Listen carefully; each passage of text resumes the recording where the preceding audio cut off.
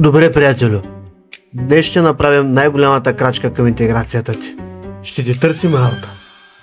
Работа? Това като междугалактическа мисия ли е? Ще унищожаваме ли планета? Не!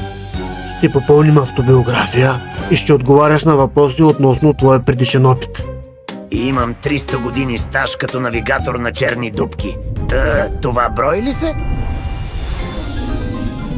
Ако кандидатстваш за НАСА, да. За офис в Матус, по-добре напишете работа в екип и комуникативност. Унищожил съм 12 комети. Малко се отклони едната. Унищожил съм 2 съвета на старите богове.